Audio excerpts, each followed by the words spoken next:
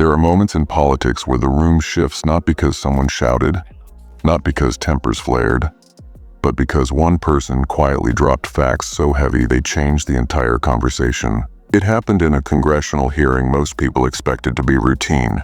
Two lawmakers, two very different views on election security, and a clash that didn't erupt, it detonated.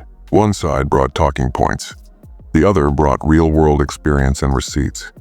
When the dust settled, what started as a dismissive laugh turned into a moment that stopped veteran reporters mid-keystroke and changed how Congress talked about securing America's vote. So how did a single exchange go from routine debate to a defining test of credibility and expertise in Washington? And why are political analysts still talking about it? Let's go back to the moment where everything shifted. Before we break down the moment that stunned a congressional room, we need to understand the two women at the center of it.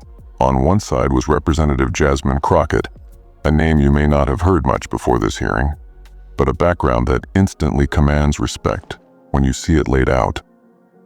Before stepping into Congress, she wasn't just a lawyer. She was the chief election law attorney for one of the largest voting jurisdictions in the country.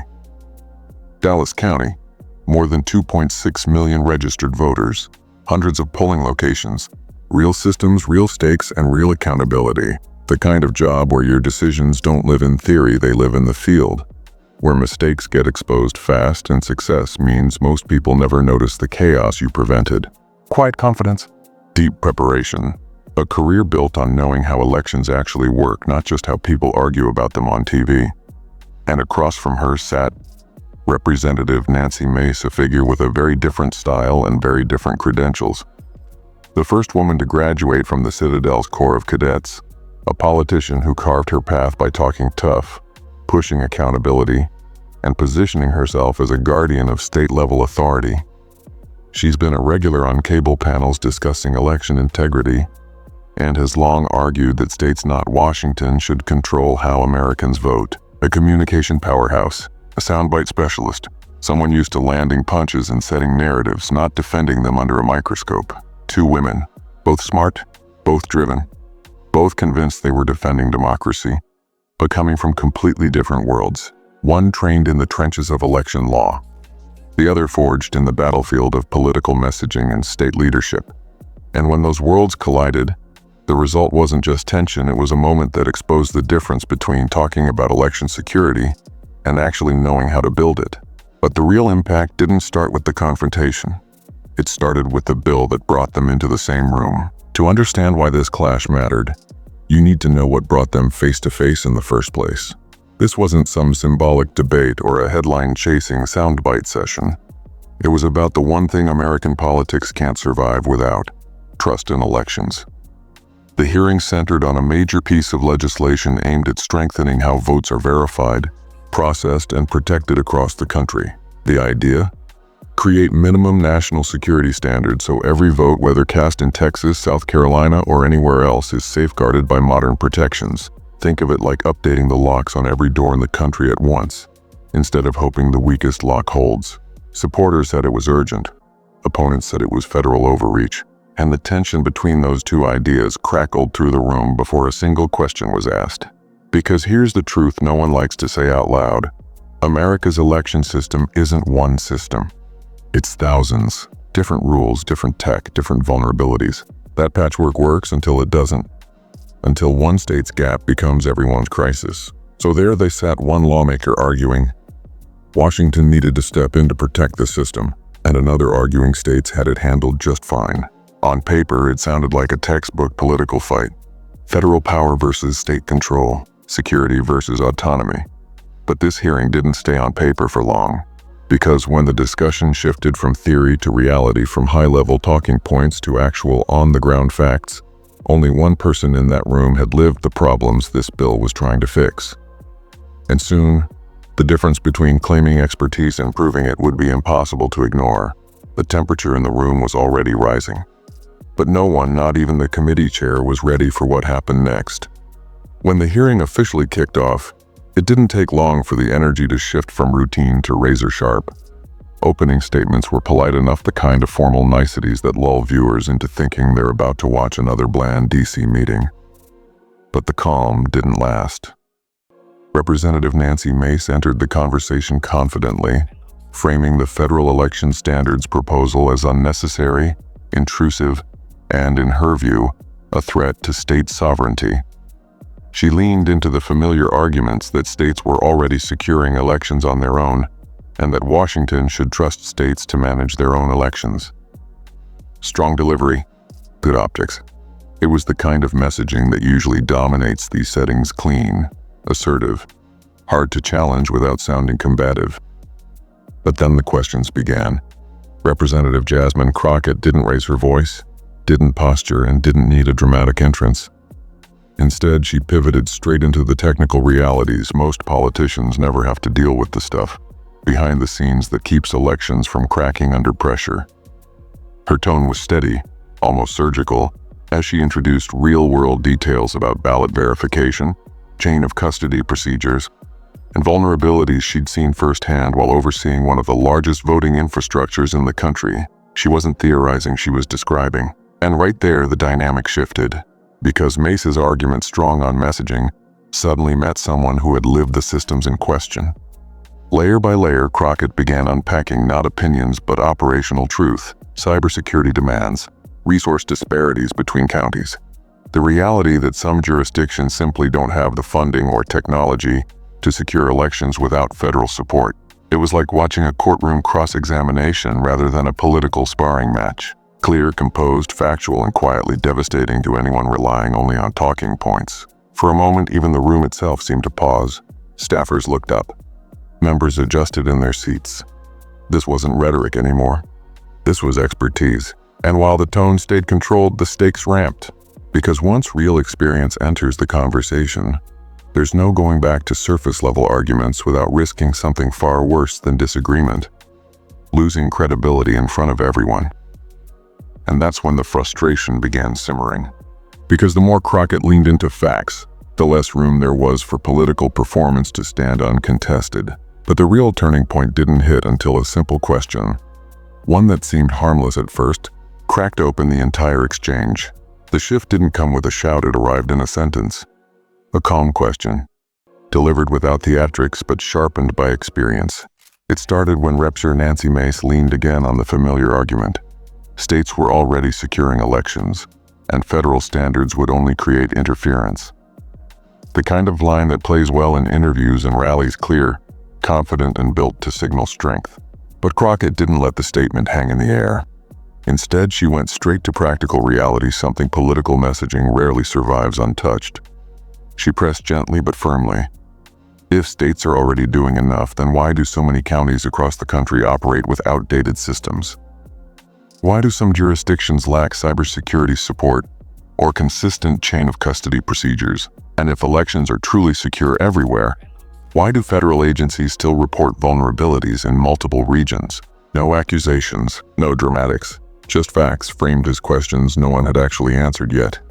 Suddenly, the room wasn't listening to competing opinions, it was watching one lawmaker ask another to match experience with evidence. And that's where the pressure hit.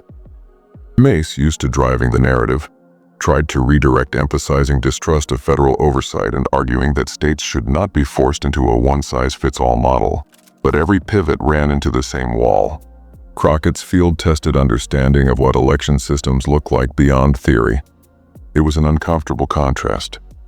And the cameras caught it, the live realization that messaging, no matter how strong, struggles when someone in the room has actually operated the systems being debated.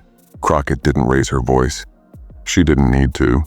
She simply continued walking through concrete realities: resources, infrastructure gaps, risk levels, federal threat briefings. At one point, her tone even softened, almost like she was explaining the basics to someone who had never had to navigate them firsthand. And in politics, that tone lands harder than any accusation. It wasn't personal, it was competence. And competence, when challenged publicly, creates its own tension. By now, the air in the hearing had changed completely. Reporters leaned in. Staffers stopped typing. Committee members shifted in their seats.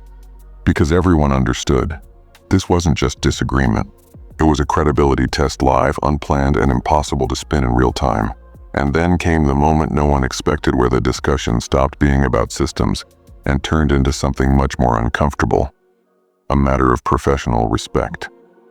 If you've ever watched a debate where the power slowly shifts, you know the moment when the room starts paying different attention. It's subtle at first, a head tilt here, a raised brow there, but once it happens, there's no going back. That's exactly what unfolded here. As Crockett laid out real, verifiable challenges that local election officials face, the tone in the room changed. What began as a routine back and forth suddenly felt like something deeper, a correction, like someone finally flipping on the light in a room where everyone had been arguing in the dark. Staffers who were half listening now leaned in. Members who were scrolling through notes paused. And even viewers online felt the shift, that quiet realization that one person wasn't just disagreeing, she was explaining.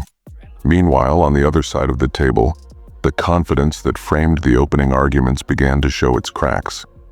Because when you go into a debate expecting to spar with opinions and instead you get confronted with logistics, system limitations, cyber briefings, and administrative realities, there comes a point where performance can't keep pace. It's not about volume. It's not about attitude. It's about who has actually done the work. And when experience walks into the conversation, ego usually follows close behind. That's when the frustration surfaced, not loud but visible. A sigh, a subtle shift in posture, the kind of reaction that says this wasn't supposed to go this way. Suddenly, this wasn't just policy talk anymore. It was professional pride getting tested in real time. What made it more powerful was Crockett's delivery. No gloating, no theatrics. Just steady, patient facts, the tone of someone who knows the terrain and doesn't need to prove it with volume. That patience, ironically, created the most tension. Because the quieter she stayed, the louder the imbalance became. And just when it seemed like the conversation might settle, it didn't. Instead, the temperature spiked, not through shouting, but through something much sharper. A question about respect and expertise that no one in the room could ignore. What happened next took the hearing from tense to unforgettable. When the exchange ended, it didn't fade quietly like most congressional moments do. It lingered, not because of shouting or viral theatrics, but because of what wasn't said out loud. Nobody in that room needed a narrator to explain what they had just seen. One lawmaker walked in with talking points. The other walked in with lived expertise. And for a few minutes, professionalism outmuscled politics in a place where the opposite usually wins. Reporters began clipping the exchange. Commentators weighed in. Viewers shared it across timelines, not because it was loud, but because it was clear. It felt like a reminder that facts still have weight, and that sometimes the calmest voice in the room is the one holding the truth. Political observers picked up on something deeper too. This wasn't just a clash about elections. It was a glimpse into a growing divide in American politics between leaders who build narratives and leaders who've actually lived the systems they're fighting to protect. For supporters of stronger election standards, the moment became symbolic proof that first-hand experience still matters, and that federal safeguards aren't about control, but competency and protection. For critics, it was a wake-up call that dismissing expertise carries consequences, especially when millions of voters are watching institutions with more skepticism than ever. In a political world overloaded with noise, it's easy to forget that democracy isn't powered by sound bites, it's powered by systems, people, and preparation. And in that hearing room, we saw a rare moment where experience didn't just speak, it held the room. It mattered because it cut through the performance. It mattered because it reminded everyone watching online, in the media, even inside Congress, that governing isn't just about arguing from a headline. It's about understanding what happens when the cameras are off, the ballots are arriving, and the machinery of a nation is relying on people who actually know how it works. And it left a question hanging in the air, one that still echoes long after the clip ends. Do we want leaders who talk confidently about systems, or leaders who've actually run them? Moments like this don't end when the gavel drops. They ripple, they shift perception, they reshape conversations, and they quietly raise expectations for what expertise in public service should look like. Because if democracy is going to survive the pressures of doubt, division, and digital chaos, it won't be saved by slogans, it will be protected by people who understand it from the inside out. And as clips like this continue circulating, one thing becomes increasingly clear: the era where polished lines outrank practical knowledge. People are starting to get tired of that. What happens next? How future debates unfold? How voters respond and how leaders prepare may depend on moments just like this one. Moments where the truth isn't the loudest voice in the room, but it's the one that leaves everyone silent.